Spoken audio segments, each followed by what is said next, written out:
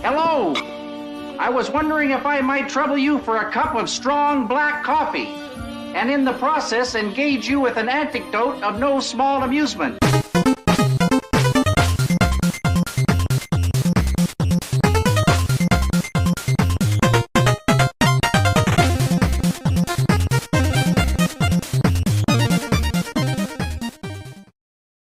Hello and welcome to another episode here at Nerd Herder. I'm J-Dub. I am Boop. I'm here too. I love when you have to think about it. We are here with another episode in our NerdyVerse series where we talk about everything not Star Wars that we love, because lo and behold, you can like multiple fandoms. You just don't like them equally. And while Star Wars is our favorite, we do have a lot of loves, and so do a lot of our friends. And so we've been on a journey so far. We've talked through the Batman duology, the Schumacher duology. We've had a lot of fun with Batman, but now it's time to get serious because we are talking about the Nolan Dark Knight trilogy. It's time to get dark and gritty, baby. Dark and gritty, and realistic, apparently. Time to get dark and gritty. And yes, you are correct. We are choosing to celebrate the week that we finally got the Kenobi trailer by talking about Batman. I don't want to talk about it, okay? We got a trailer. It was great. It was fantastic. That's it. It was such a lovely day. Like, you know, in a time when every day's drudgery, and I think we can all relate to that. You know, getting the text from your partner of just like trailer. You know, everything stopped. Everything stopped. I watched it in the middle of the office, and I did not care. I ran from where I was. I actually turned someone away. I was just like, not now. Kenobi needs me. Yeah, we got a trailer. We got a trailer. And you have not stopped smiling, I think. Listen, man, it's a great trailer. It's fantastic. I enjoyed myself. I'm really looking forward to it. I'm honestly surprised because Boba Fett's my boy, and I loved the heck out of that show. And I really didn't expect a lot out of this. And maybe that's why I'm just so excited, is like, unlike most of the Star Wars fandom, I have managed my expectations. And I just want to go in and have fun, and it looks like I'm gonna. The Boop special. It's going in zero expectations, zero idea what's going to happen, and just having fun. Just ready to have fun, much like a episode here at NerdyVerse. Just come in, low expectations, and you won't be disappointed because we will deliver low standards. Except listen, all right, thank you to our patrons, by the way.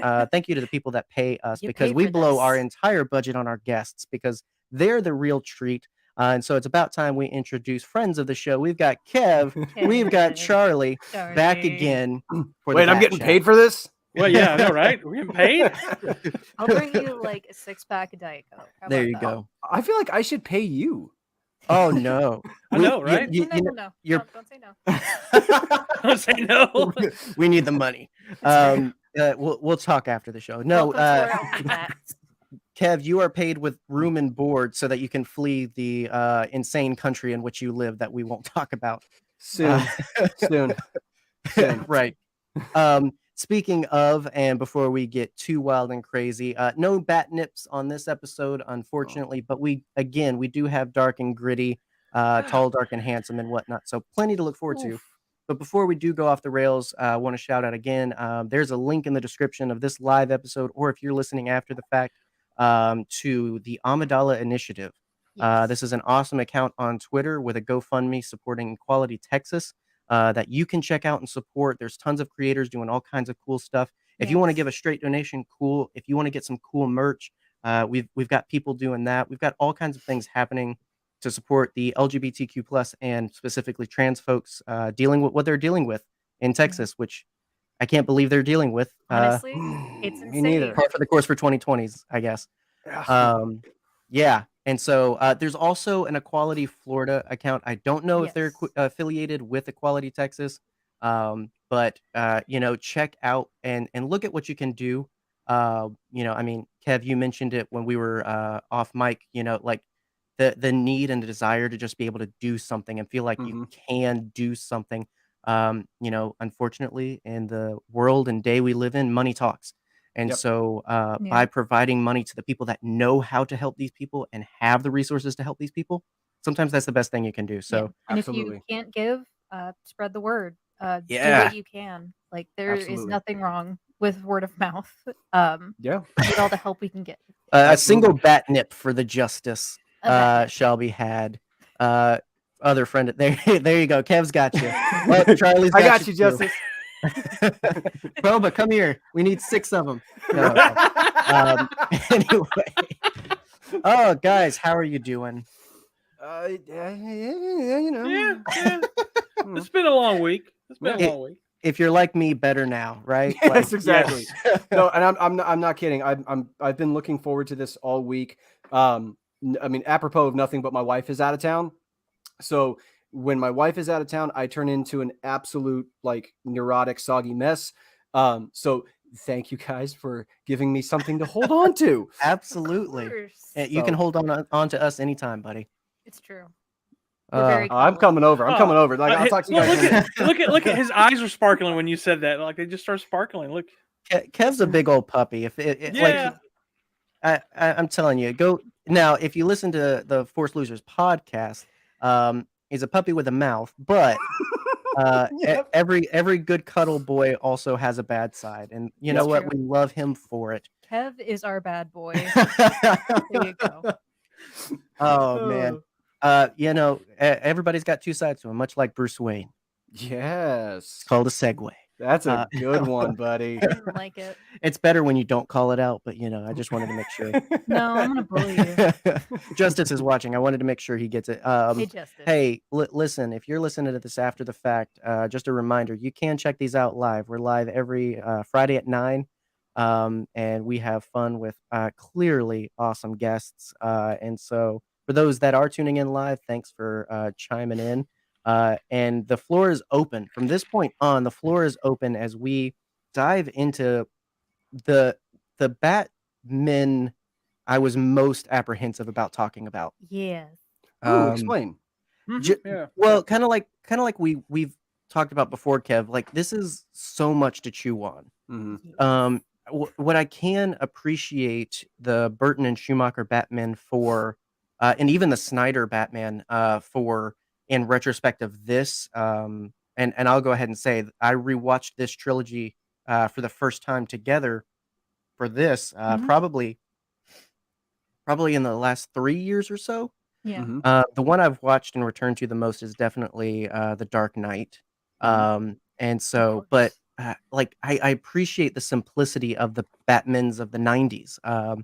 You know, just the cut and dry and comedy that we got in that, you know, gothic cutout city.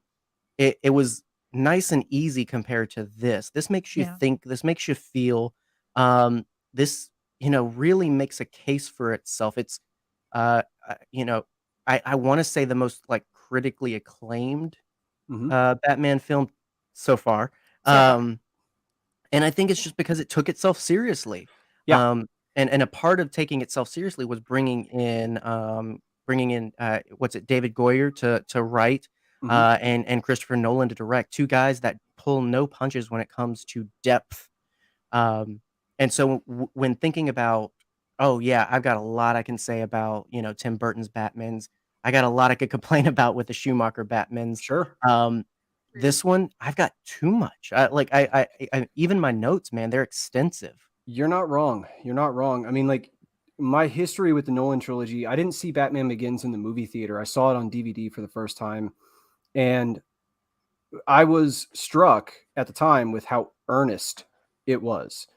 And, you know, because this was, I mean, that was 2005, right? So that was, you know, I mean, it was that long ago. Revenge of the Sith. Yeah, exactly. But it was a Batman film that dug into the characters and in a way that they hadn't done before. Like we talked about with the Schumacher films, it's a lot of show, and it's a big spectacle because that was fairly common for films of that period. Yeah. This was a character study. And I mean, like Batman Begins specifically, I mean, the film is more than like halfway over before you ever see him in the suit. Yeah. You know, in the entire, and it has that beautiful way of going back and forth in time and filling in these gaps. I mean, it was the first time I watched it, I was like, whoa, that's a Batman movie. Yeah. You know, it was like it was like the more modern comics come to life, because the more modern Batman stories, they will dive into his psyche and his what am I thinking of, his good aspects and bad aspects. I mean, they His really dig abs. it. I mean, Yeah. I'm jelly of those abs. I mean, to have abs show through armor, I Right. mean, let's appreciate Yeah, that for a those second. nipples aren't molded in, folks. He's just creating them. He's He just just loves He's just nipples chiseled. so much. exactly. Chiseled nipples. Chiseled nipples. Boop, You that's know another you- band name. You, Yes. you There know you go. you've peaked when Writing you've it got down. chiseled nipples. What about you, Charlie? I mean, like coming in with Nolan trilogy, Batman Begins maybe specifically, but this is a very different Batman and Batman trilogy for sure. It is. It is. Unlike, Kev there, I saw it on a bootlegged DVD. Oh. It was the cam. Someone took a cam into the theater and videotaped it. But I watched that thing so many times. It's like he said. It's so much more in depth than the Burton and the Schumacher. It's what a Batman movie should be. Yeah. I mean, it's just there's so much I can say about it, and it's just we don't have time to go over Yeah, everything. And, But and that was what I meant. Like I'm like I just don't know how we're and I guess that's the thing, right? We're let's just go ahead and lay it on the table. We're not going to do it justice. No. no, We're we're not. No. Justice is not here. Yeah, justice is not here to do No. it justice. No. But like we're not going to be able to dissect every moment and do everything as much as we'd love to, honestly. Mhm. But I don't think that's necessarily the point. I think paving the way to the Batman, which I honestly think even when we do that episode, we're not going to do it justice. Mm. I think what we're trying to do is just revel in the enjoyment that each iteration of this character brings, right? Mhm. Just simply trying to exist in a place that just enjoys the Batman that we got. What's beautiful about it is everyone is so different. I really do find myself, and again, I think it's a lot of freshness with it, but I do really find myself thinking of this more highly than I think I remember. I don't know if it usurps Keaton as my favorite, Mhm. but I definitely think it's a second place contender for me. I don't know if you've got a favorite Batman. Oh, it's Keaton. Yeah. It's fully Keaton. Is this endangered of encroaching on that throne at all for you? No. I feel like I'm gonna be the hot take person tonight. Well, you are quite hot, yes. Go away. We're in public. Get a room. Yes. Get a room, Um, please. I saw all 3 movies in the theater because that was my dad A real fan. loves I Batman. know, right? Yes. Yeah, he's Batman in your phone. Still. Exactly. He's the Bat Dad in my phone. And like, of course we were gonna go see it in the theaters. Of course, I've seen almost every iteration of Batman in general. I don't have super strong feelings about these movies, and I feel like bad about that because they're good movies, absolutely. But The Dark Knight is the best one, and I don't know. I'm okay with the other 2, if Yeah. that makes sense. Yeah, That like makes perfect sense. yeah, I have some thoughts on why, but I'll save that Please to do. kind of turn it over to you guys first. Of just like, what about you as far as favorite Batman go? Is he up there? Is he not even close? Go ahead, Charlie. Take this one. Yeah, he's my second favorite. I mean, first is Keaton, then it's Bale, then it's Kilmer, Mm. then it's Affleck, and then it's what's that last guy's name? Clooney. Clooney. Yeah, that's it. Clooney. Yeah. That's how memorable The guy with he the was. goat. Yeah. Yeah. What does Justice say? The head shake? The Clooney head shake? Exactly. Clooney Right. head Exactly. shake. You gotta do the Clooney head shake. I hate that he brought that. It's one of those things, right? Like I can't not see it now. I was Yep. watching an interview with him recently with GQ, and it's just that it's a lot of just like I'm like, dang it, he Yep. does do that. It's like You get how all the Johnny time. Depp doesn't move his upper lip when he speaks. Stop doing this. Stop now I giving gotta me look at things I'm this. never Now I gonna gotta not look at this. observe about people. Yeah. And plus this might not make sense, or it may make sense, or you may whatever. But with the Nolan trilogy, those movies I feel that I can watch and be completely satisfied. Mm.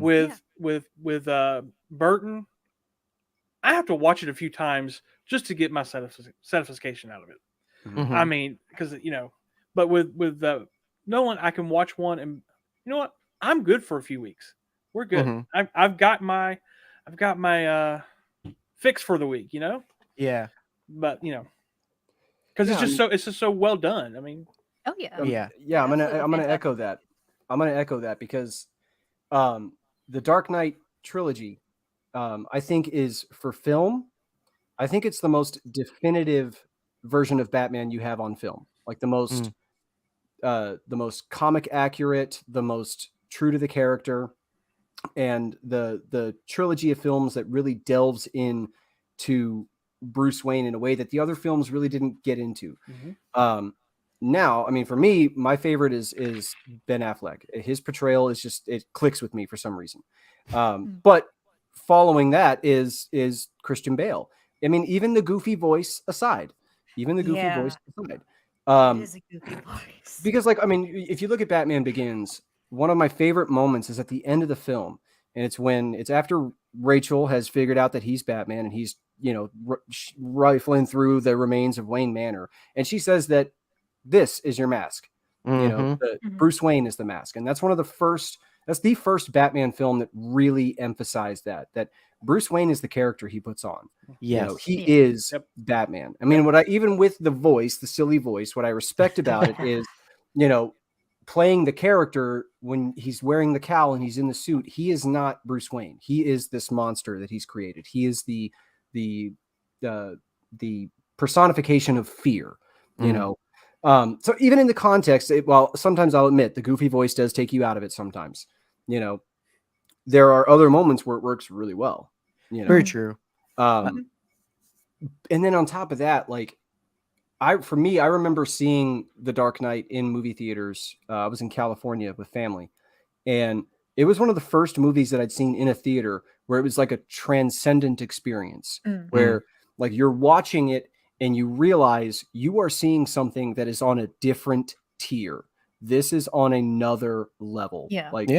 There's so many things about that movie that just click. You know what I mean? Yeah. So few weaknesses in that film. Sometimes I think that The Dark Knight Rises kind of suffers from that, because like, how are you supposed to follow that? You know what I mean? Like Chris Nolan shot himself in the foot on that one. He really did, making one of the best movies ever made, and then following it up with Batman. You know what I love about the Bane voice in The Dark Knight Rises? This is what I love about the voice. It is such a punchline that in the Harley Quinn show, that's the voice of Bane. Right. Is the Dark Knight Rises voice. It just continues to be a joke. And it's like beautiful. And that's something I enjoy, is when it's something like, I'd even say that's taking it in stride in a way of just, I mean, because like it's the ownership of just like, we know it's ridiculous, but why not? Why not? Why not?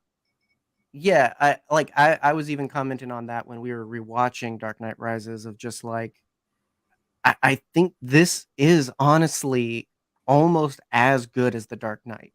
Yeah. It does have some moments of stuff. It does make a couple of missteps, but overall it runs the race and wins the gold. Like, I think it's a really, really good movie and a good ending to this trilogy. The intro of that movie is fantastic. Like, it just comes after The Dark Knight. Yeah. Like, it's just the fact that it's the third one after, arguably, for the first time in a long time, one of cinema's best movies.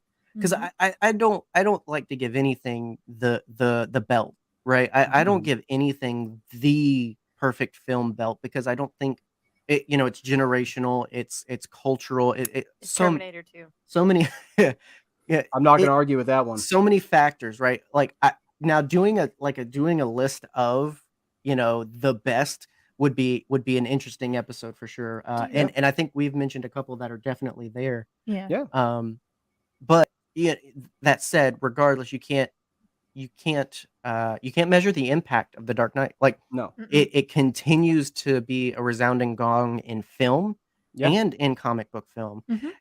And that's the thing that strikes me with especially Batman Begins and the whole trilogy as a whole. I think Batman Begins, like you said, Kev, is the most succinct and perfect on film Batman.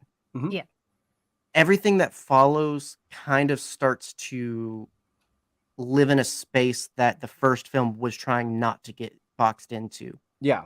From my perception. Yeah. No, I mean, Uh, I get what you're saying, because like there was an aspect of Batman Begins where Batman is capable, he's well trained, but he's not above making mistakes. Yeah. And it kind of kept that fallibility, right? Which you kind of lose a little bit when you get to Dark Knight and Dark Knight Rises. At this point, he's like uber capable, right? Which is great. Put on because- an Ibris and you're fine.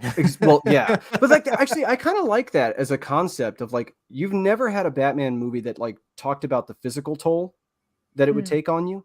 Yeah. And Oh, yeah. the fact that he was only active as Batman in that universe for like a few years. Mhm. That was it. Yeah. I mean, and don't, I'm there for the logic of it. Mhm. It's just the quick one and we're done because he got a knee brace. That Yeah.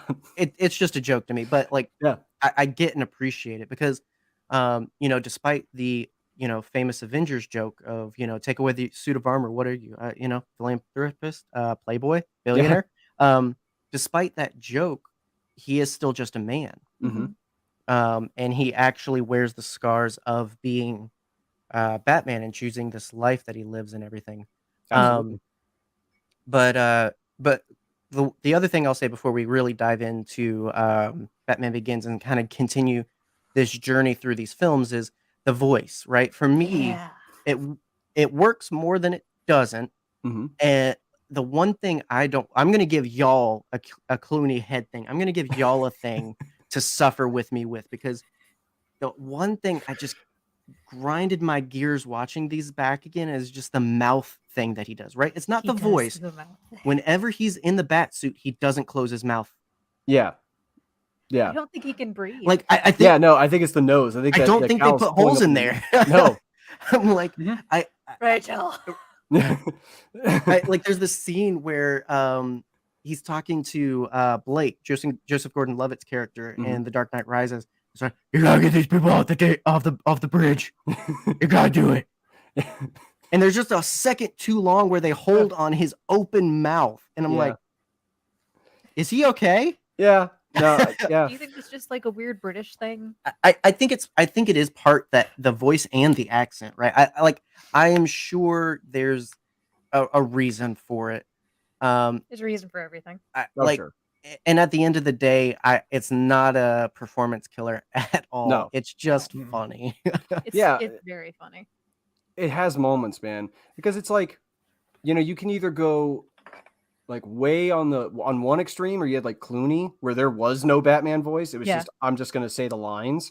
And then you can go all the way to Christian Bale, where it's like, I'm going to create a character. Like, it goes beyond, with Christian Bale, it goes beyond like masking his voice so people can't be like, you sound a lot like Bruce Wayne.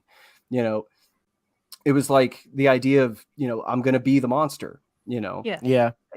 And I don't know. And I'm going to agree with you, John. It worked more than it didn't.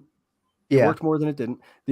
There's just moments that have turned into memes that you can't like get away. Like, where's the trigger? Like that. Oh, dude, I was gonna say, like, everybody talks about the "where is she" line. It's really that one, because he goes in at 11 way too fast. It's true. Yes. You want to give it to another citizen? Like it's like, dude, like one or two words. You can't you can't do the whole scene like this. Come How on. many Yeah, times no. have I been looking for You want something what he's having? in our house and turned to you and said, "Where are they?"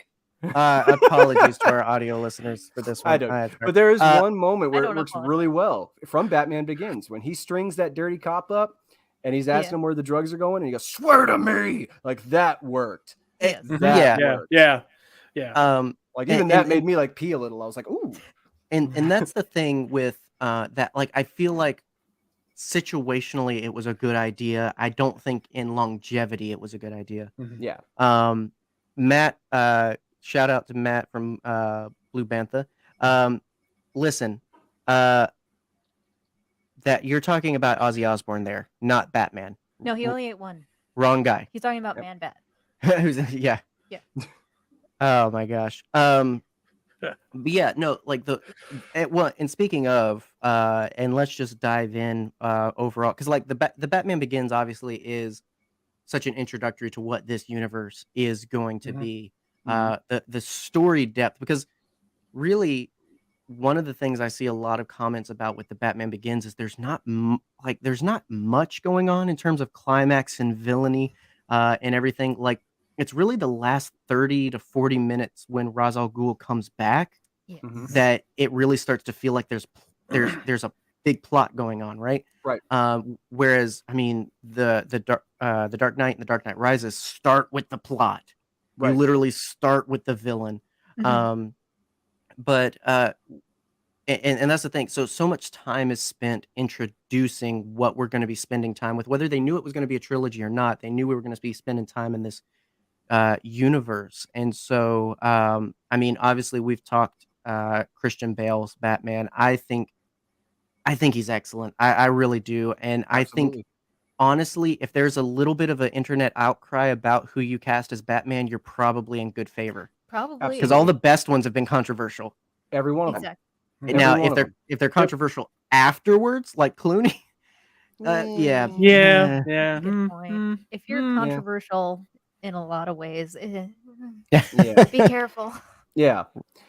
But I mean, you're not wrong though. Like, I mean, you're not wrong. Every good Batman has been like, oh, I can't believe that guy's going to do it. Eh. Right. Almost to a T. Almost to a T. Yeah, you're right. So we've talked to death, obviously, the goodness of Bale as Batman for sure, I think. But as far as the surrounding characters, we get a brand spanking new character with Rachel, kind of to fill the shoes and pave the way for Harvey Dent. I enjoyed the little bit of and again, I think it's a lot of comparison, right? Like in the 90s Batman movies, everyone was horny for everybody Batman. was horny for Batman, right? And none of them were absolutely. Interesting, No. except Michelle Pfeiffer as That's true. Catwoman. Like, Vicky that's Bale true. was Hey, interesting. hey. How dare you?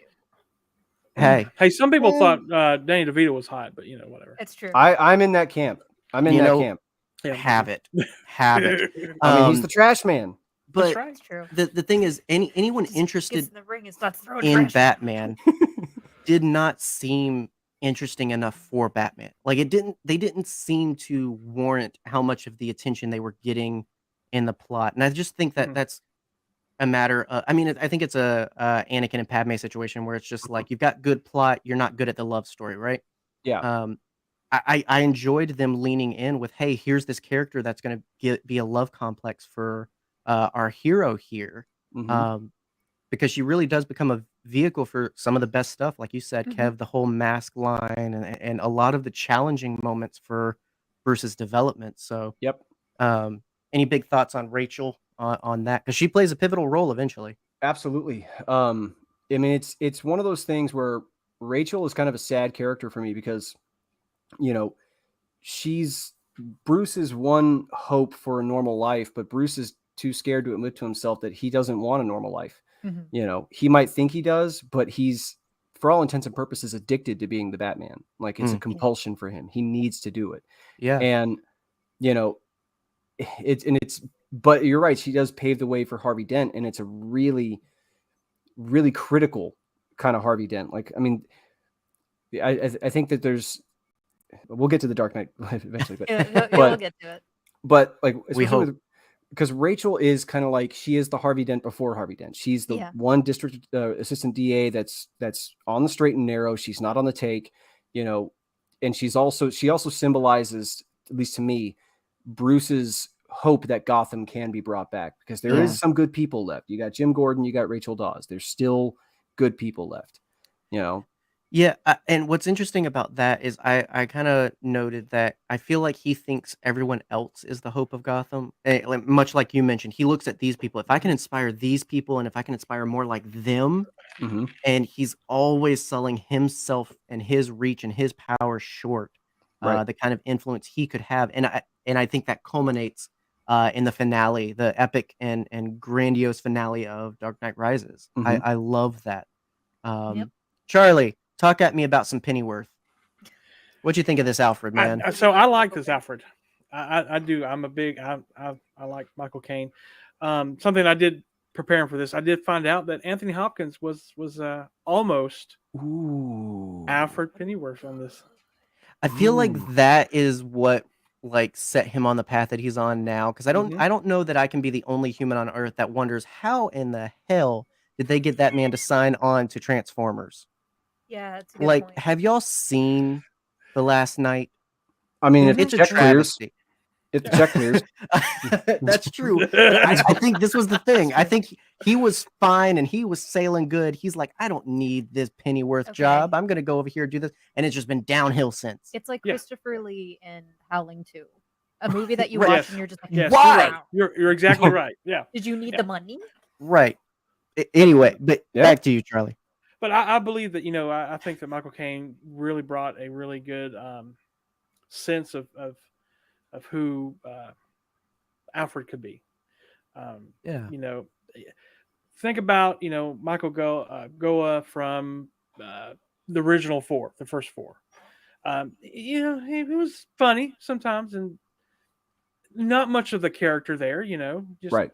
pop up. Oh, do you want me to pack your lunch for you? Kind of, but Michael had actually depth to Mhm. Alfred, and you hadn't had that before. Yeah, Yeah, he had the role that Alfred's supposed to have, Mhm. and that Absolutely. he is that shift, like that steering compass, because he's got Bruce's ear more than anyone, Mhm. right? He's Mhm. not just the old guy that tells out of date jokes, and that's Mhm. the laugh. And that's something too, and that was why I said, like, I have thoughts about why you don't enjoy these movies as much, because no one is treated for a comedic effect, right? No. That is true. No one's thought of and like, oh, he's gonna get the line that's gonna make the audience laugh, right? Yeah. Mhm. No. It's all serious, it's all cinematic, Yeah. it's real film. It just happens to be about the Caped Crusader. Yeah. Exactly. Like, It's a drama. yeah, it is. yeah. And I Mhm. think that's part of it for you, because like I mean, no surprise to anyone, I'm sure we don't spend a lot of time watching Academy Award winning, We don't watch film. like Now, yeah, We watch movies. it's a Star yes. Wars podcast, folks. What do you Come on. expect? Come on, Um, y'all need to broaden your horizons a little bit. We watch I mean, A24. That's I'm just enough. saying, if you want to talk about Wes Anderson, hit the bricks. Go Right. somewhere else. Like we're Exactly. Yeah. Unless it's Yeah. Moonrise Kingdom. Hey, That we movie only worship the rules. Wes of Craven here, okay? Like There you go. There you go.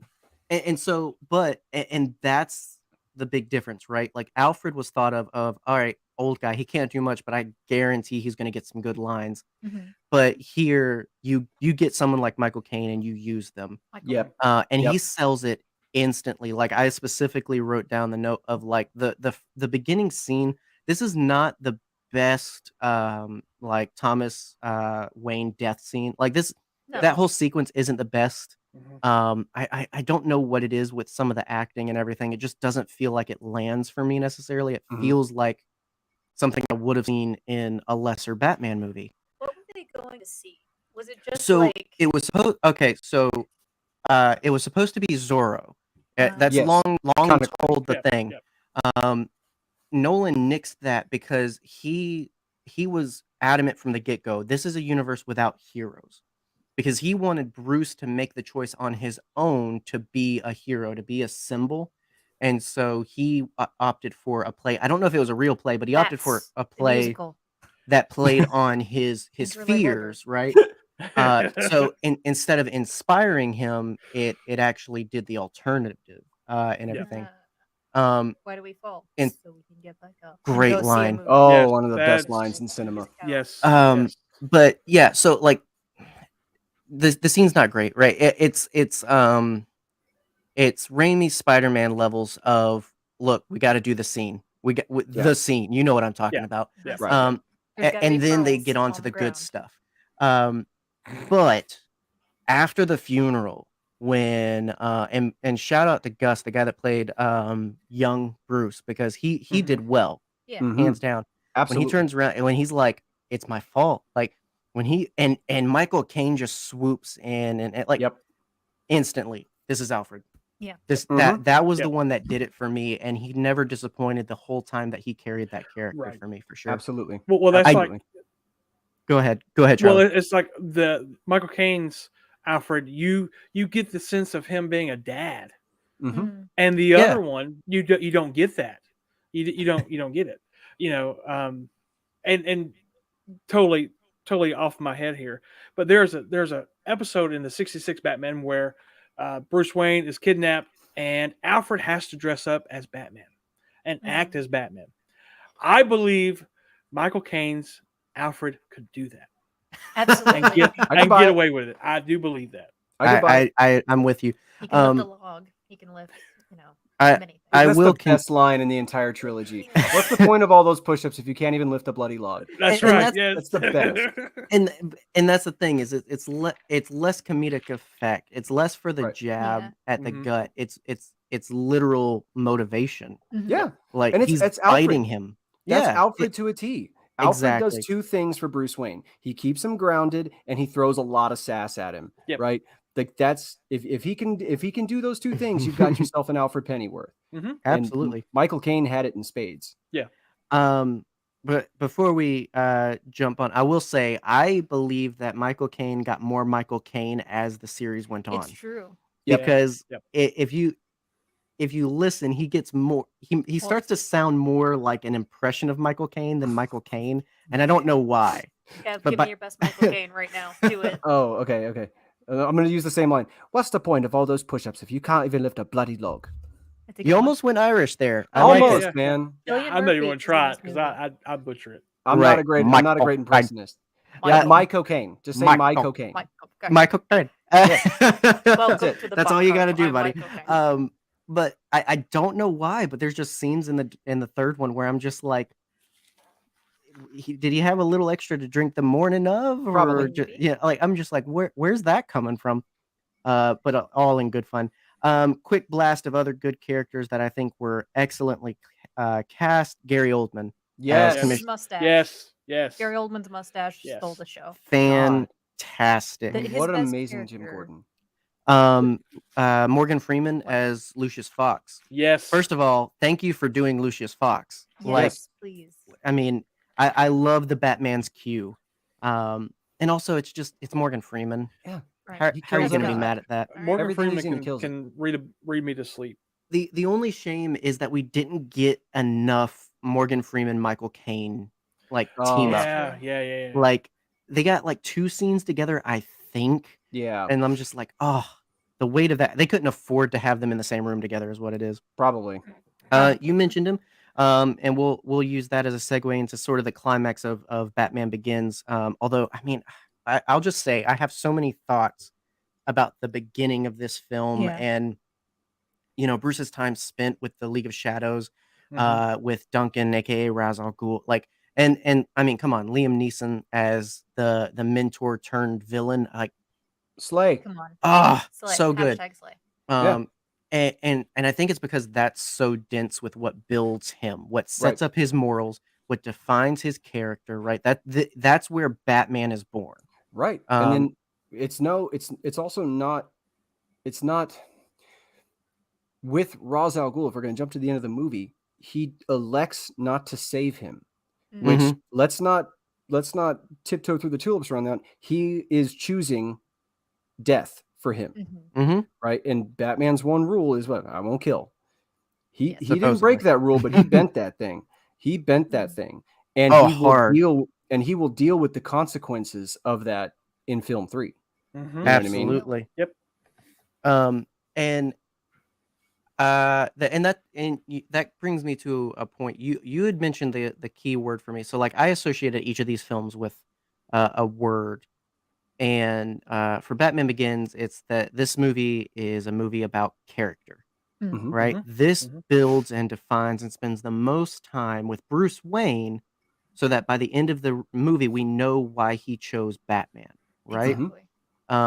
And that's the funny thing is this is the only film that we really, really, really get Bruce Wayne because, like the big finale, like we've already mentioned, at some point in his journey, he stops really being Bruce Wayne and being Batman Mhm. and keeping up the persona. And we live with Batman for the other two films, basically. Yep. Yep. And so this is definitely a movie about character. And I think that's part of why, as far as like emotional value, this one hits me more than the other two. Of all of them, I find myself so resonant with some of the little beads of wisdom, the little moments of like moral choice, and the kind of tit for tat of, well, this is the right thing to do, that's the right thing to do. Like, I just love that kind of stuff, Yeah. and this movie does it so well. But we build towards finally a very classic Batman villain climax, right? Yes. Yep. A Um, very good Batman and, villain. and I will say, the League of Shadows and Ra's al Ghul have the best motivation for destroying Gotham than I think anyone else Yeah. does. Yeah. Like, Yeah. It makes even sense. even in their reasons for being the villains, they did such a good job creating a believable story. Yep. You know, this group that thinks of themselves as, above the law, above this sort of festering cesspool of morality and all this other stuff. Like they look down on all of it, and they get to be the judge and executioner when it gets too big for its britches, right? Yeah. So we're gonna destroy the city. I'm Dope. with you. I get it. Yeah. I'm in. Yeah. It's not ridiculous at all. And I love that. We're not free as a city. We're not turning the world into plants. Like we're dealing with legit stuff. It's literally, Batman Begins. If I'm gonna try to dip my toe into a little philosophy here. Ooh, It's dip the away. League of Shadows are utilitarians. For them, they're in their mind, they're trying to do the most amount of good for the most amount of people, right? And one of the ways to do the most amount of good is just nixing Gotham. It's become too corrupt. Mm-hmm. Batman is a deontologist. He's, the ends never justify the means. The action is either morally right or morally wrong. So the fight between these two things is literally, it's a philosophical battle. It's what's better. Is it an action is either right or wrong, or do the ends justify the means? That's what I think makes the Dark Knight trilogy so meaty to dig into, because it does ask these questions, and I have no shame in admitting that I learned a little bit about philosophy by reading a book about the Batman and philosophy. So Oh heck yeah. Hmm. We got Bruh. Star Wars. Yeah, I was gonna say philosophy we have books. Star Wars like whatever gets you learning more about yourself, the world, the universe, and helps you be a better person by like knowledge is power, right? Yeah. The more you learn, the better you can be. And so however Yeah. you get there, man. Exactly. because these films ask the question, is the Batman a moral character? Is he a morally good character? Is he doing good, or is he having more negative effect? Exactly. Right. It asked that question. And that's the thing. He's not just the guy in the cape swooping in to save the day. Right. And we're not gonna just let him go and not ask questions. Thanks, Batman. See you next time. Like, no, like we're gonna deal with it, right? Mhm. And that's what I love is it's just a bunch of dealing with the world that it's in, and people trying to find the best way to deal with the world that they're in, including Ra's al Ghul. And we'll use this to wrap up Batman Begins. Unless y'all have any lingering thoughts, but you mentioned Cillian Murphy. Got to shout out the boy. Would you like to see my mask? So good. So dang good. So good. Like they did such a good job with the Joker, right? They did not go overboard, in my opinion. Like they still grounded the heck out of that maniac. But Absolutely. the one time they spent their money on, no, we gotta get a crazy guy. Yeah. They spent it for Scarecrow, and I thank them It was for it. Brilliant. Excellent. The best casting. Absolutely. These movies have the best casting. They do. Oh, They for do. sure. They're, 100%. Charlie, what do you think of Scarecrow being the one we lead in with? Was that I mean, because like you and Kev, y'all are real bat people. We're here for the leather and the nipples, but like for you guys, it's legit.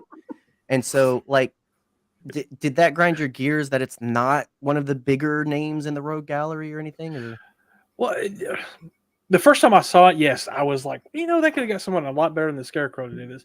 But then I watched it and I was like, wow, this is pretty badass. Mm. I mean, Scarecrow, man, that scared me a little bit. It made my butthole perk up a little bit. It had the old Batcave clothing, as you know. But I was really surprised at just what they did with a kind of a lesser known character that a lot of people didn't really know about. Yeah, and supposedly that was a lot of the logic was like, I mean, you mentioned it, Kev, 2005. We aren't too far outside of the last Batman era. I mean, you're talking like going from Spider-Man 3 to The Amazing Spider-Man, right? Like a recent memory. And so I do think it was a smart choice on their part to pick someone new. Sure. And it was decently misleading. Right. I don't know if I never felt got with the whole Ra's al Ghul thing. I don't know how any of y'all felt. No. If you were surprised he came back in the end. No, not at all. No.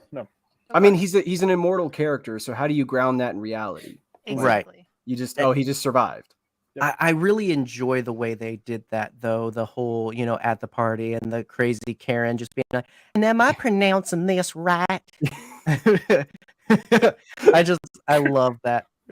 It's great because that's someone's grandma after watching this movie. Yeah. Yes. And so, I mean, Batman Begins, like I said, I have a lot of thoughts, but I definitely think this is a film about character. Absolutely.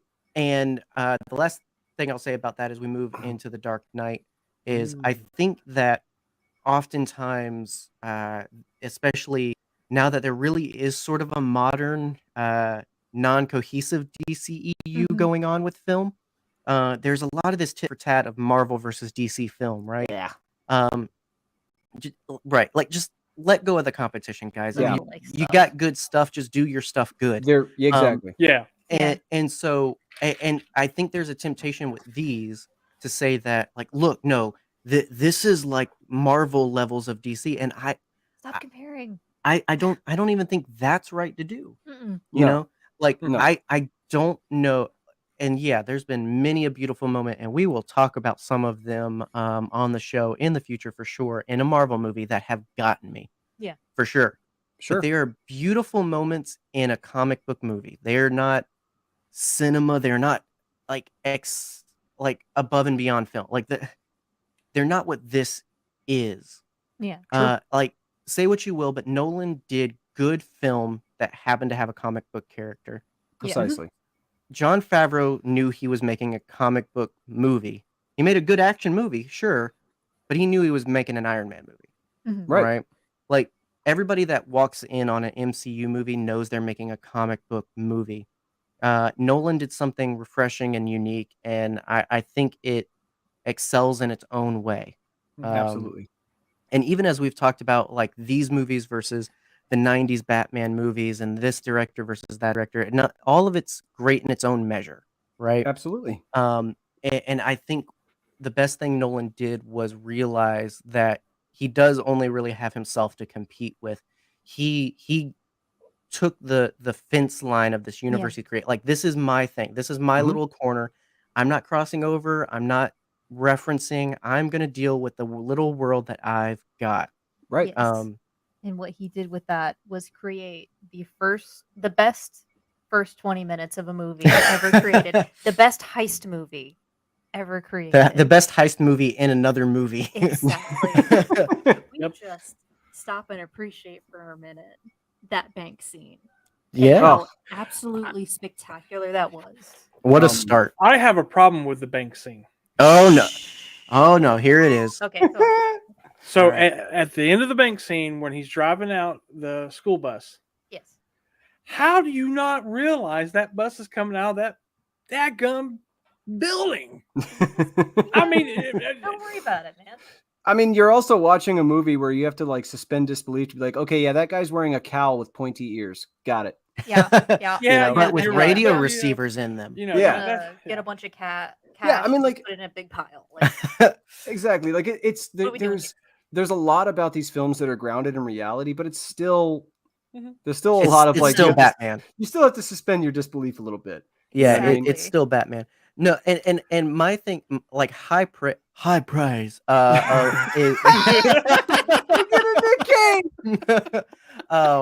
hate you and I love you. it comes when and this isn't a jab to you. Like I perfectly get it, Charlie, but like when your film has only nitpicks about it, that's You've a done a good good job. movie. That's a good Right. movie. You're right. Exactly. You're right. You're right. When you've You got nailed it. time to wonder about that thing, it shows everything else is just so Yep. in order in the house. I agree Right. with you. And yeah, like I love what they did with 2 and 3 for sure, of starting with the villain, right? Like Mhm. now that we've got Batman, Yep. we can just go in. We know what we're living with. We know what we're working with.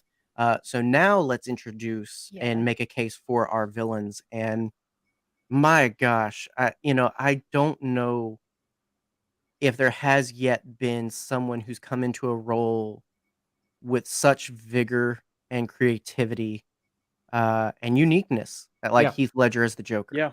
Dude, Yeah. I remember the controversy of like Heath Ledger's gonna be the Joker. What are we doing here? Like he's an actor. Like, do you know? Like, Mhm. You talk about a beautiful man. Like, Ugh. 10 Things I Hate Yeah. About You, Knight's Tale. Come on. Knight's Tale. Knight's you Tale all do- day. You do know he scared the crap out of Michael Caine. Really? Cool. Yes, in the apartment scene when they're doing the party for Harvey Dent, Oh yeah. he terrified Michael. Michael Caine was like, I had to leave. I was terrified. Yeah. I mean, you It- talk about a guy who really leaned in to this character Mm. and Yeah. leaned into the idea. Like, I love that one of the small things is that like there's no definitive origin for the Joker, right? There's no definitive he's this person or this person. And what I That love that fits. Heath Ledger did in the writing is like every time he talked about his scars, it was a different story. It was a different story. Yeah. You know, And Yep. all of them are true. And yes, well, I was gonna say like one of the best like fan things I've seen on Reddit, which is almost to that. Like they hypothesized like I think everything's true. I think it's all stories he's accumulated of other people that have been screwed over that have only like fueled the crazy of this guy, because like there is a history there, right? Mhm. yeah, Like absolutely. the little bit we do get is that he was a person that went over the edge and now he just wants to watch it burn. Yeah. How do you get there though? And I think and what I love about that theory is it's just like he probably doesn't have the most extravagant story, but he's got stories. He's got Mhm. Sure. multiple stories behind him that make him the maniac that he is. But yeah, like I don't think anybody, I definitely wouldn't have thought that level of a performance was going to come from Heath Ledger for sure. Not at all. But No. Not at all. it, It floored it's- me. It yeah. floored me. And if anything, the only disservice that it does is that it makes people want to live up to that, to recreate Oh, that and yeah. try. Like, just no, that's I mean- that's special magic right there. Yeah, talk about pissing in the pool. Like, I mean, Yeah. anybody who has to play Joker now is like, I mean, how do you follow that? You know, Yeah. but You don't. you don't. You have to just find a way to make it your own. Like what Heath Ledger did. He took this character and made it a very unique portrayal, because like I see him as like Yeah. a full anarchist punk rock guy gone over the edge. You know what I mean? Yep. Yeah. Like everything Mhm. from the face paint to the colored hair. Like this is a guy that like, you know, this is a guy that probably lives every Black Flag song. You know? Yes. Well, He's gonna rise you above. definitely get those like political sort of militaristic kind of vibes to him. He's got Mhm. skill from somewhere, right? Like yes. like everything is so thoughtful about leading into that, and I think that's what's that and that, like we were leading in before, like there you can't title anything the best of anything just because it's so steeped in what it's created in, right? And this is such a villain of the times, I Sure. do think. That sort of anarchist, that sort of just watch it burn kind of mentality, I think that is very real of the time that it came out. I think this was 2009, right? Somewhere. 2008. 2008. Yeah. Mhm. And so like it's just it's definitely in that era. I think that it fit exactly who who we were really seeing in the world, actually. I Sure. think. Mhm. And to counter that with a performance by Aaron Eckhart as Oh. Harvey Dent. So Man. those two playing off each other, Yeah, fantastic. I've said before, and I've even recommended, hey, go check out Batman '89, the comics that actually follow. You get the long promised Billy D, Two-Face, you get all that stuff. Cool. But if anybody could rival that sort of, swagger that he had, I think they captured it pretty well here. Oh yeah. He does, he did really act well in that space of the idealistic man, right? Mhm. Yeah, Good Yep. morals, good life. He's the epitome of what we should all want, right? absolutely. Right. He is the character in general of demons run when a good man goes to war. Yeah. Like, he Mhm. has been broken by pain and Yep. everything that he's seen up until this point. That turned him into the two-faced monster that we see in the middle end of the movie. Yeah. Yeah. And I mean, God, and like this does do the MCU thing, right? It does kill a villain right after Sure. they're introduced. Yeah, but whatever. But him as a vehicle, his legacy goes on Yeah. very well into the next film and everything. Like there's ripple effects. I don't think it's just Absolutely. done so we can move on to the next one kind of thing. Well, But he was supposed to be in the next one. and that's what I've heard. I Yeah. actually heard that Joker and Two-Face were supposed to reprise a little bit. Yeah. There's a version of this third film I'm curious about for sure. Very much so. Very much so. Because I mean, at the end of the Dark Knight, I mean, spoiler alert, Joker lives. He's just hanging there. Yeah. You know, he's so alive. yeah, but we don't know if he's in Arkham or if he's in Blackgate, but and then with the jumping ahead a little bit, but with the release of all those inmates from Blackgate, maybe he got out again. You know, Right. That is also a factor. I Yeah. mean, which and is that's the terrifying. thing. Which is terrifying. Oh yeah, absolutely. like, Got a man like I mean, that is the so- line that he had, look what I did to this city with a few drums of gas and a few bullets. Like, Mhm. that's terrifying. That's Yeah. terrifying. Like, Well- the Joker should scare the hell out of you. Yeah. Right. And I thought that there were so many interesting allusions to this version of the Joker to other versions that I think regardless of what future might have been, weren't probably going to happen. There's such an embodiment of the Killing Joke in this guy of just the Yes. example of just like it just does take one bad day. It just takes one Yep. bad example. It takes one instance, and then all chaos ensues. Yep. Right? All you've got to do is dangle the right carrot in front of the right horse, and it's just going to go off the cliff. Mhm. Yep. And and that's what I love about what they do is they don't stick to any definitive version. I think they used 4 different series for the first film. Yeah. They used a couple for this one, and it kind of comes down to what they want from the character too. Is Sure. what kind of headspace do we want to run with for this one? And I definitely think, and that's the thing they do well too is let's get it so right they don't care that it's different. Exactly. Exactly. If you Um, invest enough in the characters, you stop caring about like, that's not really accurate to the Killing Joke. I mean, I'm just saying. Like, Well, and we talked at the intro about Kenobi coming out, and first of all, I just want to ask the Star Wars fandom, what did the Grand Inquisitor do to hurt you? Calm down. Like trailers and preview content betray media so much by giving us too much to work with before we've established an attachment, right? Yeah. Sorry, I just hit my cat in the face because she's like right here in the mix. Like when you Fat kitty. when you're invested in the Joker and what they did with him, you care a lot less that he's nothing like Jack Nicholson. He's Precisely. nothing like Cesar Romero. He's nothing like the comics. It like when you really start to find a reason to appreciate it for what it is, despite being different, your opinions start to lose a lot of footing on, being very steadfast of no, it's just not right. Yeah. They Right. didn't do it right. Right. And so we preview and we see so much before we've been able to form those sorts of attachments that I think people prejudge things. Yeah. Like, I mean, Yeah, and it's like you said, when Heath Ledger was announced as the Joker, there was obviously opinions, right? Yeah. But then if you just shut up and wait till the movie comes out, you will see that he turned in a performance of the most terrifying Joker you could imagine. Because this is a Joker that was not only terrifying, but capable.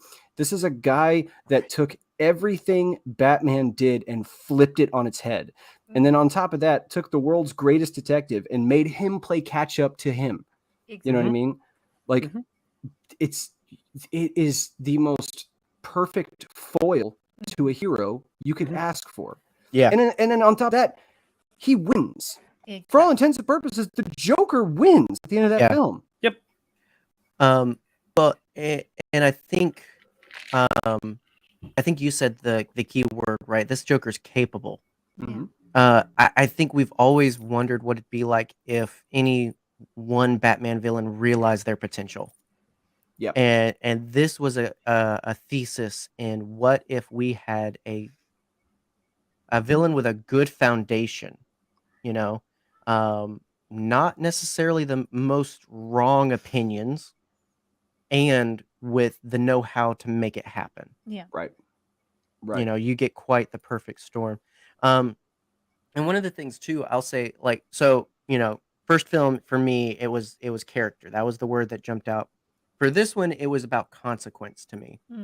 For this one, it felt like this was the consequences of Batman. All right, you're going to choose Batman as your character. You're going to choose to live his life and have this symbol. All right, here's the consequences. Yep. Yeah. You know, we do get the death of Rachel. You And know, a very good scene.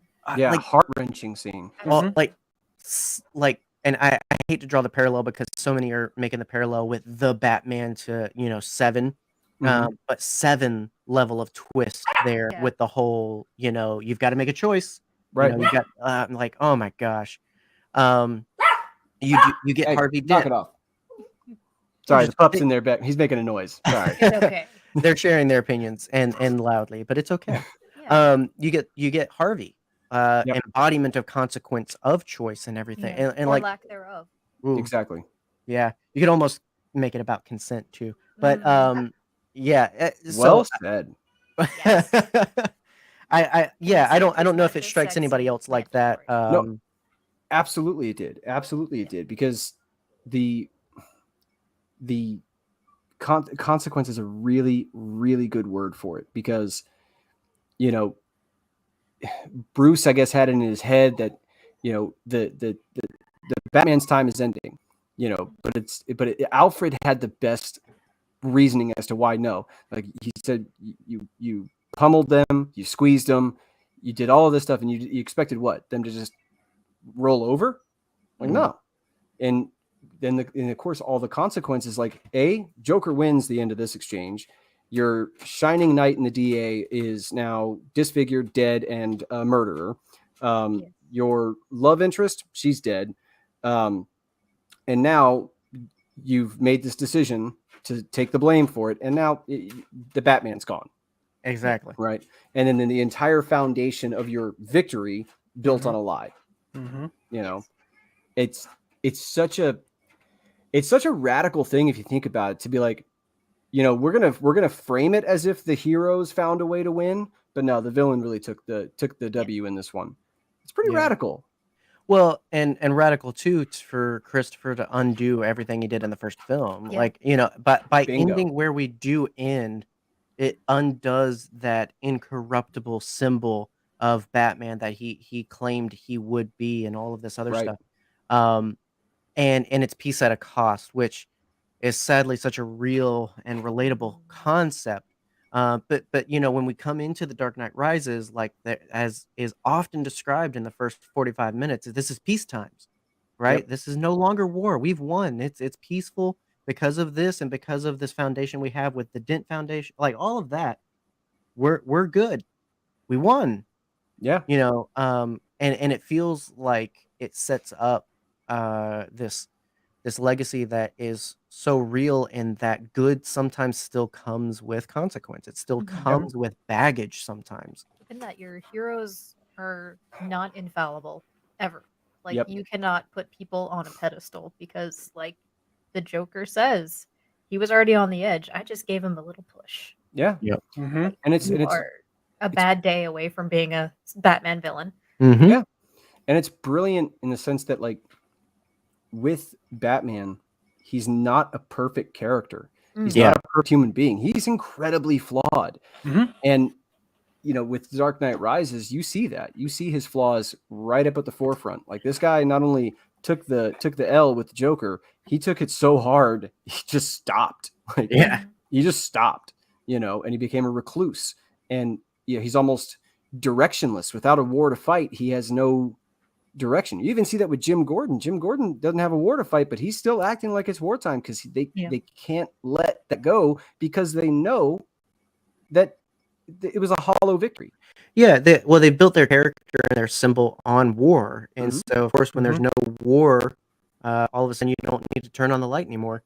And actually, it was one of my notes for Batman Begins, but it carries throughout the whole thing, for sure, like you said, in that I appreciate, and I'm not talking about the occasional boozy night that Tony Stark has, or one of those little slip ups, but like they make him a compromised character. Yeah. Bruce Wayne makes bad choices throughout each of these films, right? Oh, yeah. I appreciate that so much because it really is just a man trying. He's trying with all of the information and all of the feeling that he has to make the right choice. Yep. And he's bound to screw it up, like any of us are. Absolutely. But it sets you up from the get-go. What's the point? We fall down to learn and get back up. That's a resounding drum beyond all of these films. Yeah. Driving each moment and each character choice for sure. They made Bruce Wayne more relatable to the normal person. Agreed. Yes. Unlike the rest of them, Bruce Wayne is this extremely disciplined person who doesn't mess up, who doesn't do anything wrong. But Bale's character is, I'm flawed. I'm human. I'm going to screw up, and he does a lot. Mm-hmm. Yeah, and that's the best part of it. That's the best part of it. Like, Yeah. I mean, I think I could speak for all of us. Like, we don't want perfect character portrayals. No. Like, don't give me a perfect character. You give me some Schadenfreude, and we're going to be okay. But like, but if it's too perfect, it's like, okay, Well, I'm not interested. It's funny. It's funny you say. So like me and Justice, our other Bat friend and friend of the show, and who will be on next week when we talk about the Batman. He and I have this reoccurring thing. We go back and forth all the time with jabs about just not liking Superman. We make it such a butt of a joke. Superman sucks. And Why are you so rude? and part of the reason I we joke a lot, but part of the reason we have legitimate opinions, I'm not saying right opinions, it's just our opinions, but the reason we have real conclusions of no, that's not my hero, is because he is too perfect. And that's what makes Henry Cavill's performance such a standout for sure for me. Is from the get-go flawed and human. Yep. He doesn't stand out as an alien amongst men because of his perfect character. It's because of his power, and he has to learn the character. Yes. Yeah. Clark Kent is Man of Superman Steel? is not Clark Kent. Clark Kent is Superman. Yes, it's very much the same situation. It's just about how they deal with it, right? Right. And so for sure, for me, like Superman in general is too perfect, and I'm sure somebody can reference me a comic that is like, no, here he is tripping and falling down. No, I'm speaking super generally, right? I can just count off more times Batman has failed than Superman. Sure. That's my point. And honestly, if you have Superman around, like you gotta work hard to be worried about the outcome. Right. Where again, a man in a bat suit, I'm kind of worried. you Well, know? yeah. I mean, and think about character flaws. I mean, between The Dark Knight and The Dark Knight Rises, Bruce Wayne completely forgets his father's lesson. Why do you fall? Between those two movies, Bruce falls and just like, I'm not getting up. I'm going to stay right here. What I think it is, and we can transition into The Dark Knight Rises. What I think it is he thought he got up. Well, all he did was really stand up.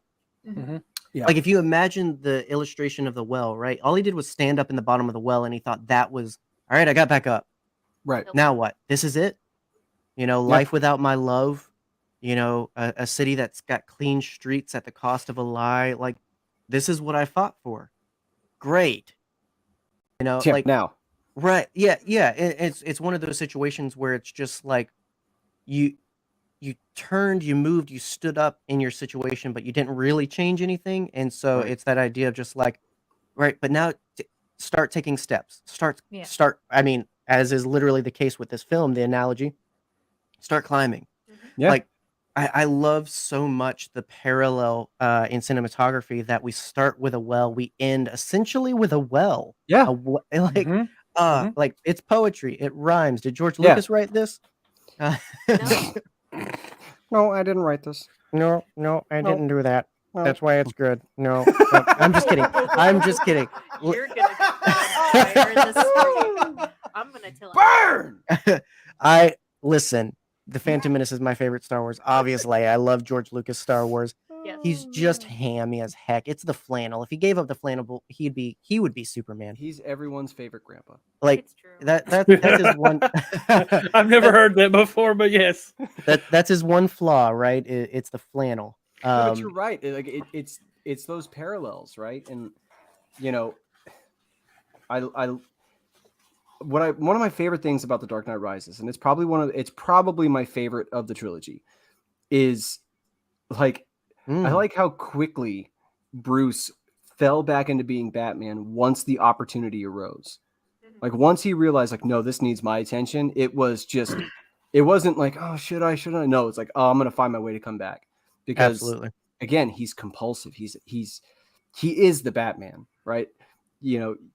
Take the 8 years that he wasn't the Batman, he became a recluse. He was miserable, just hanging out in the east wing of his mansion.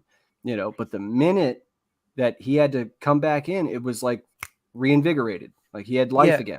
Well, and it's not necessarily meant to be taken as a healthy choice because like you mentioned, and even Christian Bale agrees with you because he described especially Bruce in this film, surprisingly, as an addict. He's addicted to the anger and the situation he feels motivated by, that being his parents' murder and everything. Like he's addicted to that situation being his motivation.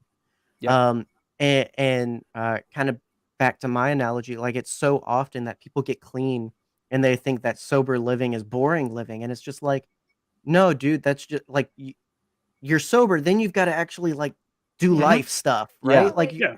That's the thing. If you fall into the sewer and you're just knee deep in crap, you stand up. You're still standing in. you're crap. still incredible. Well, and You that's the don't thing. have to Like climb out if of you're the sewer. if your goal was to get clean and clean alone, if your goal was to rid crime alone, and you do that and you have no more depth to who you are and what your identity is, you did it for the wrong reasons. Exactly. Right. That's just my personal belief. I think you've got to do it for the and Michael Caine's Alfred does the same. He said, like, you used to do this for a reason. You used to have a glimmer in your eye that this was for a reason, that you could have a life, that the ones you protect could have a life. And all of a sudden, no, now you're like, oh no, I've got no more people to punch. Yeah. Right. Like my knee don't work so good no more. Like, yeah. Mine neither. I will punch anyone. what and and that's what's so good about this movie. It does, although he does step back into Batman for the wrong reasons, he eventually does choose life for the right reasons, and that's the point. It gives him a reason to want to live again. Right. And then what The Dark Knight Rises does so beautifully that no other Batman movie has ever done is it gives him a happy ending. Yes. Yes. Like he gets an end. He gets to lay the burden down and he gets to go live a life. Like, because Batman's a Sisyphus type character, man. He's just rolling that boulder up and down the hill every day. To give him an ending was beautiful. And then not only that, to give Bruce the happy ending, but leave the door open for the Batman to still be there. Absolutely. That's when Batman became Bruce Wayne, right? Yes. Like we start with Bruce becoming Batman and we end with Batman becoming Bruce. And it's funny you say that, Kev, because that was my word for this one is conclusion. And yes, I used alliteration. I was raised in the church. I can't help it. It works. But yeah, like this is such a definitive and good ending. It's a story about how to end and finish well. Yeah. While teasing a comeback.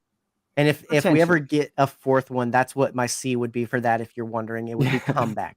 Yeah. Conclusion, comeback. Because Robin. my last note for this one, and that doesn't mean we have to wrap up right now, but it just you led me there, Kev. I have no to worries. No, you're good. But my last note was The Dark Knight Rising wasn't Bruce, it was Blake. Yeah. Yeah. Like, and I feel like an idiot because I'm sure everyone else came to that conclusion first.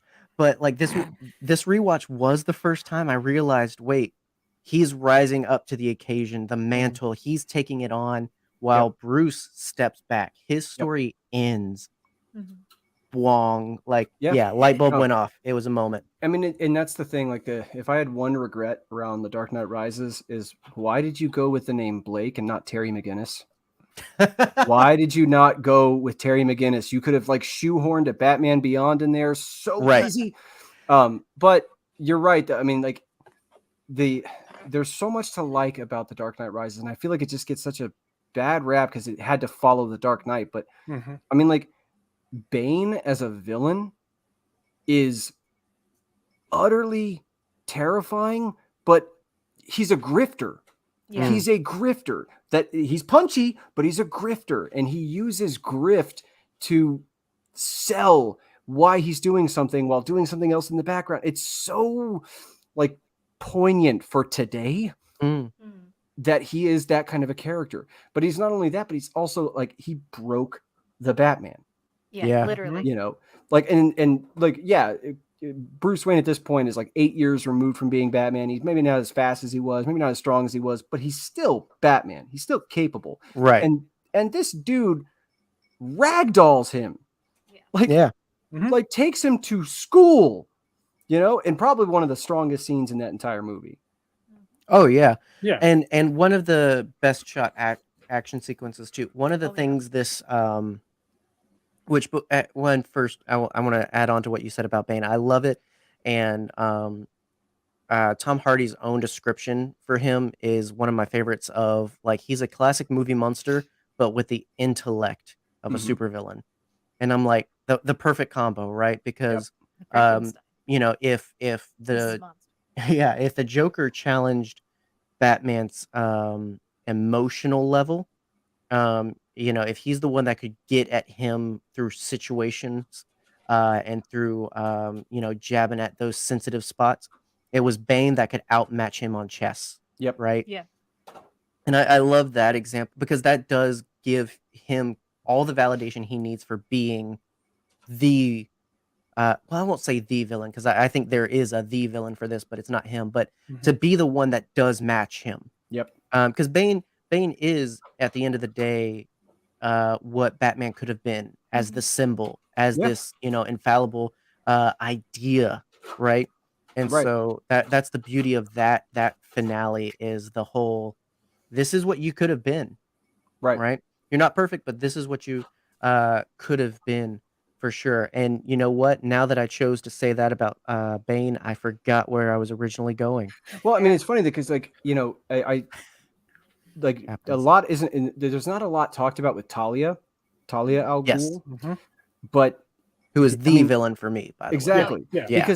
Because she is Bruce's consequence, right? Because when Bruce chose to let Ra's al Ghul die, he's now dealing with that in this third film because that was her daddy, and now she's angry with you, and she's gonna nuke your city, and stab you in the Jesus point. Oh the side? Yeah, but like I mean, it paralleled Jesus to me. Yeah. Well, no, it's. Don't look at me like that. You're not wrong. Zack Snyder would agree. He sees Jesus in everything. Yep. Zack Snyder has a Messiah complex. Yes. Right. Anyway. Talia's the villain, and so if Bane is the Batman gone wrong, Talia's the Bruce gone wrong. Yes. Right. The lost parent. What you choose to do with that, like she makes all the wrong choices Bruce didn't make. And obviously, we saw the first movie. He did make some wrong choices, but ultimately Correct. he landed on his feet. But yeah, he's dealing with the consequences of what it's like for people that don't make those sorts of conclusions, for sure. Right. Yeah, Bruce landed on his feet. Talia landed, but wasn't on her feet. No. It was down an overpass in a truck. Yeah. And then died very Well, overdramatically. what's funny is I forgot how it happened. Again, I'm far removed, or not far, but I haven't watched them together in a long time, and I sit with two more often than anything. Yeah. I forgot how it all happened. So when that truck went down, I was just like, man, they should both be dead. You know, her and Jim Gordon. I'm like, they should both be dead. And then she comes around, and Gordon comes around, and she's just like purpled and everything. Yeah. I'm like, oh, she dead. Okay. See, it made me think of Zack Snyder watching Batman v Superman, the commentary, and every time Batman would murk somebody, he's like, oh, he's fine. I'm sure he's fine. He's fine. I'm sure he's fine. But whatever, like, she launched off there, I'm like, I'm sure she's fine. It's true. Yeah. She'll be Plot armor. Yeah. Yeah, I don't remember where I was going with a point before Bane, but you know what? Hey, Bane, I appreciate, much like with the Scarecrow, they gave him a good outing. Yeah. I remember being one of those fanboys. I loved Bane because Bane, he looked cool. Right. Like that's all I needed. But he was just muscle. He wasn't anything. This movie gave him a character. Yeah. Gave him personality. Yeah. I mean, you know.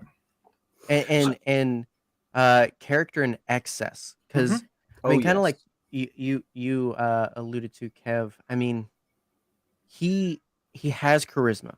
Mm-hmm. He has intelligence.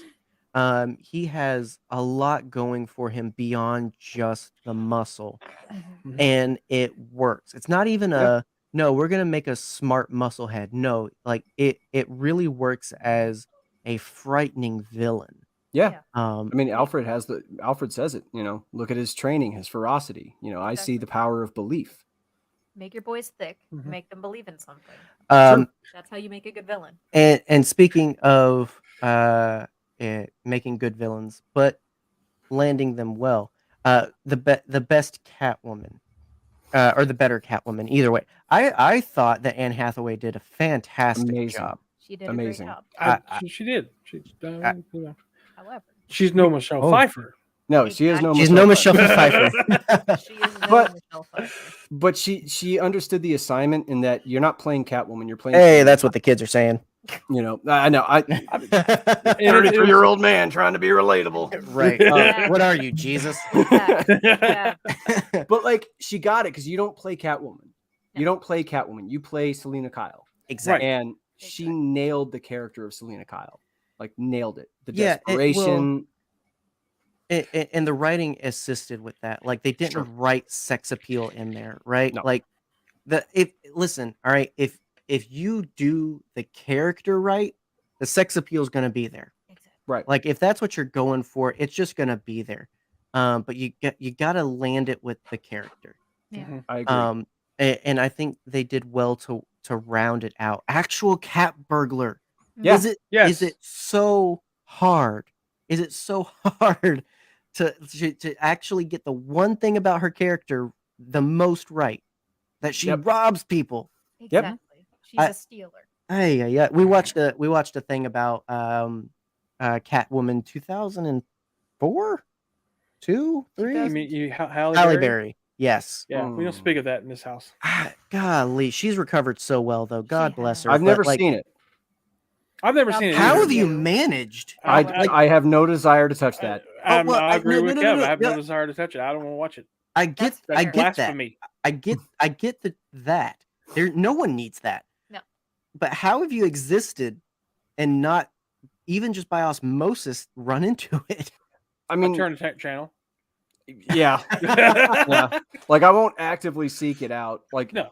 I don't even think it's on a streaming service. But I will say props to Halle Berry for being the first one to win a Razzie and accept with an Oscar in the other hand. You know what? She's nothing if not gracious. No. Yes. And again, the check cleared. Yeah, right. That's all that matters. Right. Exactly.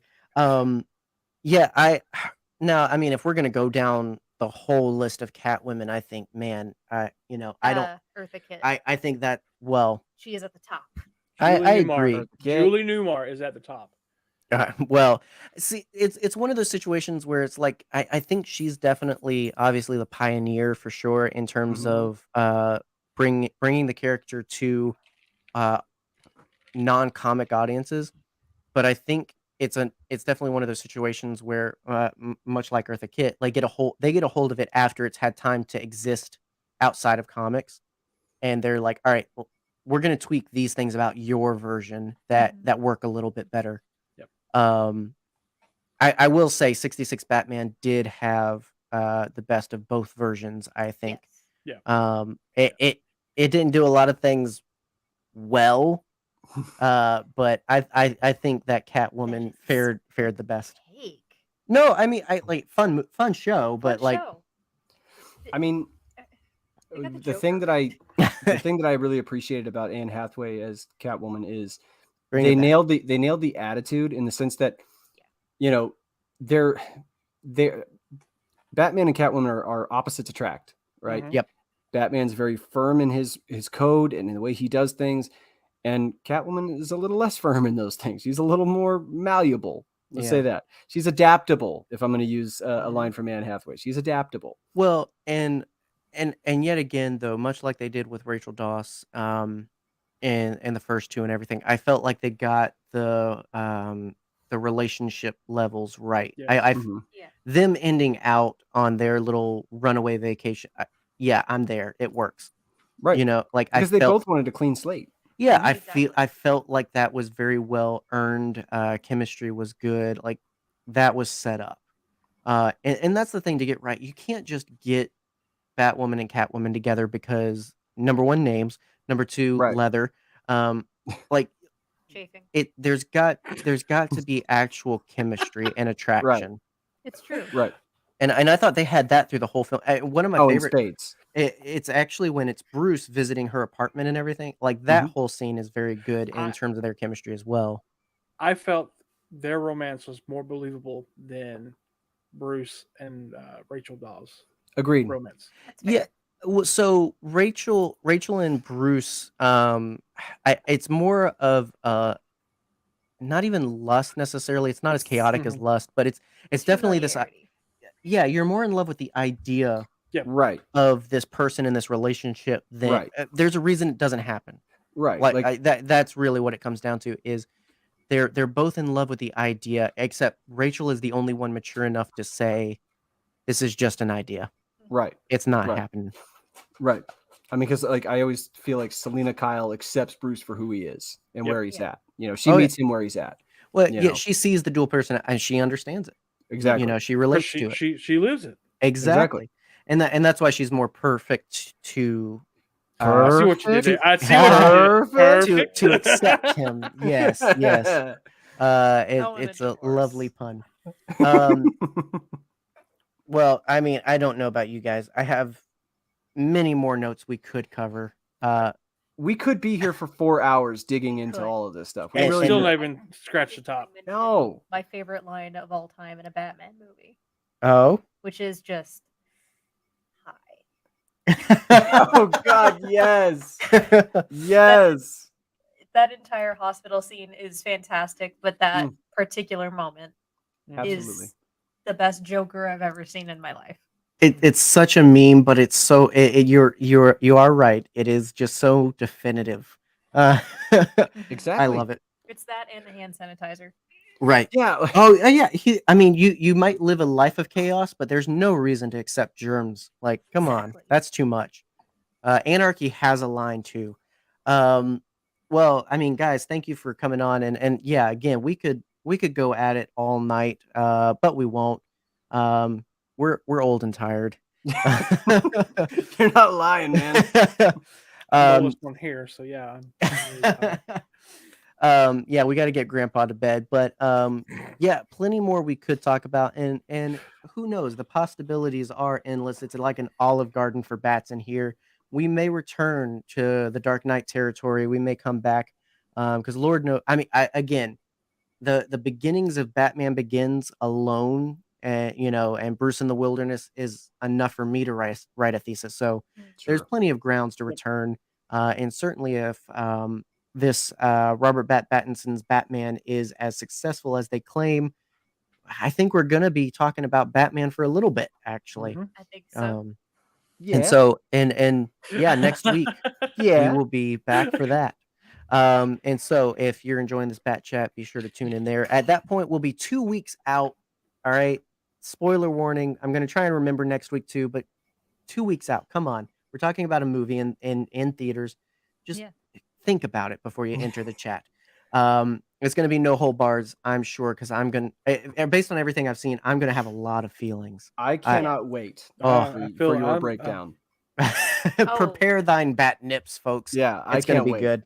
Put on your chafing cream. Other than that, I mean, that's really what we got going on. We'll be back with more Batmans then. And then I think we are taking a break, Yes. if we I are remember right our calendar correctly. It's right there. There you go. I can't read. Thanks for doxing me on that. You're welcome, baby. Nothing crazy. It's just we're taking a week, and then we'll be back again to talk about Star Wars special editions. Yeah, we've had them for quite a while now, going guest. on 25 years. So we're going to celebrate that with some of our friends who, yet again, we find people that outpace us and things. We think we love the Phantom Menace. We meet people that love it more. We think we love the special editions. We find people that love it more. And so we're looking forward to a great guest lineup to chat about the special editions and why we love them. And they're actually valid. Nice. And so it's going to be a good time. Obviously, Kev with the Force Losers, check those bastards out. They're gonna be great in your ears one day. No. Do it. No. We are Do we are disappointment in audio form. No. Lower your standards. Listen to Force Losers. That, you know what? That should be your tagline. I mean, it's almost our tagline, but we'll share it with you. Lower your standards. Force Losers. Why not? Bury your standards. Bury them. Keep listening to everything else. Right, exactly. Force Center is not getting another episode this week. Check it out. No. But seriously, if nothing else, definitely follow Kev at Force Losers Twitter. If nothing else, it's going to be great Star Wars opinions and just good fluff for your timeline. Definitely better than anything else you're following on Twitter. Charlie is on Twitter as well at Sneaky Crusader. No podcast because he's a functioning adult. What's that? There's one in the works. Ooh. Yeah, this there's is a one in the Nerd Herder works. scoop, folks. Yes, so there's one in the works. The Crusader is going to sneak into your ears one day when you least expect it. And so definitely do that. And again, want to shout out Amidala Initiative. We have a link in the description. Check it out if you can support, if you can promote, whatever you can do. That's Amidala Helps on Twitter. At Amidala Helps. Yes, thank you. She remembers the actual handles. Thank you. Other than that, in the description is other things. If you really, really want to bury your standards, you can check out our Patreon. If you want to stroke our ego and support yourself, you can buy a bag of coffee and support the show as well. That's cool. Buy the coffee. Buy the coffee. Oh my gosh. Buy it. Hit us up. If you need recommendations, we got you, man. There's a banana one. There's a dark coconut side one. roast.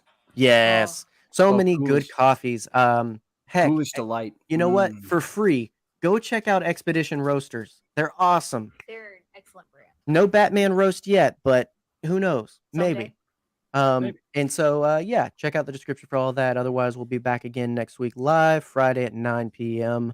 With more awesome people talking more awesome stuff and having a good time talking about The Batman, which we're going to see tomorrow. So, prepare thyself for our Batman thoughts on that. Other than that, we don't really have a sign out for this one. On Nerd Herder, we say stay scruffy. I guess with this one, Keep stay scruffy. Stay orphaned.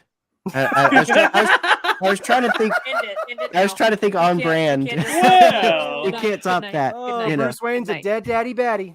Wait a minute.